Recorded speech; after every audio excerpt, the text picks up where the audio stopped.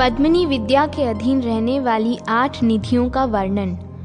कौष्टुकी ने कहा, भगवान, आपने स्वरोचिष तथा स्वारोचिष के जन्म एवं चरित्र का सब वृत्तांत विस्तार पूर्वक कह सुनाया। अब संपूर्ण भोगों की प्राप्ति कराने वाली पद्मिनी विद्या के अधीन जो जो निधियां हैं उनका विस्तार से वर्णन कीजिए। मार्कंडेय जी बोले, ब्राह्मण, पद्मिनी नाम की जो विद्या है उसकी अधिष्ठात्री देवी लक्ष्मी है। वे संपूर्ण निधियों की आधार हैं। पद्म, महापद्म, मकर, कच्छप, मुकुंद, नंदक, नील तथा शंख, ये 8 निधियां हैं। देवताओं की कृपा तथा साधु महात्माओं की सेवा से प्रसन्न होकर जब ये निधियां कृपा दृष्टि करती हैं तो मनुष्य को सदा धन प्राप्त होता है। अब इनके स्वरूप का वर्णन सुनो। पद्म नामक जो प्रथम निधि है वह सत्व गुण का आधार है। उसके प्रभाव से मनुष्य सोने, चांदी और तांबे आदि धातुओं का अधिक मात्रा में संग्रह एवं क्रय विक्रय करता है। इतना ही नहीं, वह यज्ञों का अनुष्ठान करता, दक्षिणा देता तथा सभा मंडप एवं देव मंदिर बनवाता है। महापद्म नाम की जो दूसरी निधि है वह भी सात्विक है। उसके आश्रित हुए मनुष्य में सत्व गुण की प्रधानता होती है।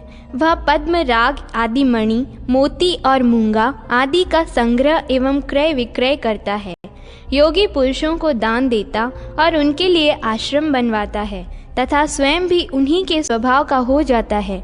उसके पुत्र पौत्र आदि भी उसी के स्वभाव के होते हैं। महापद्म निधि मनुष्य की 7 पीढ़ियों तक उसका त्याग नहीं करती। मकर नाम की तीसरी निधि तमोगुणी होती है। उसकी दृष्टि पड़ने पर सुशील मनुष्य भी प्रायः तमोगुणी बन जाता है।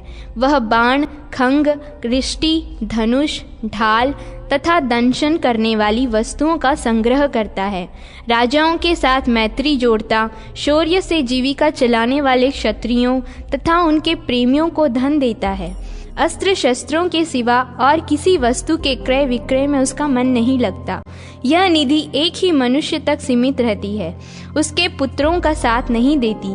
वह मनुष्य धन के कारण लुटेरों के हाथ से अथवा संग्राम में मारा जाता है।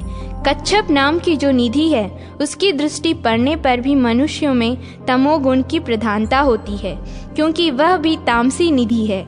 वह मनुष्य सब व्यवहार पुण्यात्माओं के साथ ही करता है, किंतु किसी पर विश्वास नहीं करता। जैसे कछुआ अपने सब अंगों को समेट लेता है, उसी प्रकार वह सब और से रत्नों का संग्रह करके उनकी रक्षा के लिए व्याकुल रहता है। धन के नष्ट हो जाने के भय से ना तो वह दान करता है और ना उसे अपने उपभोगों में लाता है, अपितु उसे पृथ्वी में गाड़ कर रखता है। वह निधि भी एक ही पीढ़ी तक रहती है। मुकुंद नाम की जो 5वीं निधि है वह रजोगुणमयी है। उसकी दृष्टि पड़ने पर मनुष्य रजोगुणी होता है और वीणा, वेणु एवं मृदंग आदि वाद्यों का संग्रह करता है। वह गाने और नाचने वालों को ही धन देता तथा सूत, बंदी, धूर्त एवं नट आदि को प्रतिदिन भोग की वस्तुएं अर्पित करता है। यह निधि भी एक ही मनुष्य तक रह जाती है। इससे भिन्न जो नंद नाम की महानिधि है वह रजोगुण और तमोगुण दोनों से संयुक्त है। उसकी दृष्टि पड़ने पर मनुष्य अधिक जड़ता को प्राप्त होता है। वह समस्त धातुओं, रत्नों और पवित्र धान्य आदि का संग्रह तथा क्रय विक्रय करता है। महामुने, वह मनुष्य स्वजनों तथा घर पर आए हुए अतिथियों का आधार होता है, परंतु अपमान की थोड़ी सी भी बात सहन नहीं करता। जब कोई उसकी स्तुति करता है तब वह बहुत प्रसन्न रहता है। स्तुति करने वाला याचक जिस जिस वस्तु की इच्छा करता है वह सब उसे देता है।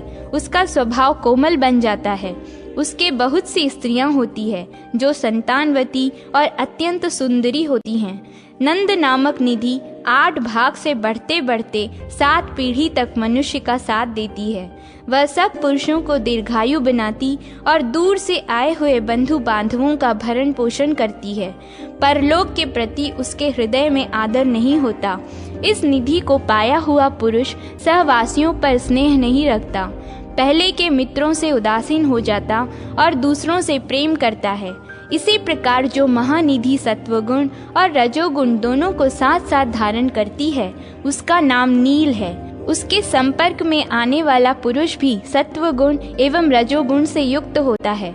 वह वस्त्र, कपास, धान्य, फल फूल, मोती, मूंगा, शंख, सीपी, काष्ठ तथा जल से पैदा होने वाली अनान्य वस्तुओं का संग्रह एवं क्रय विक्रय करता है।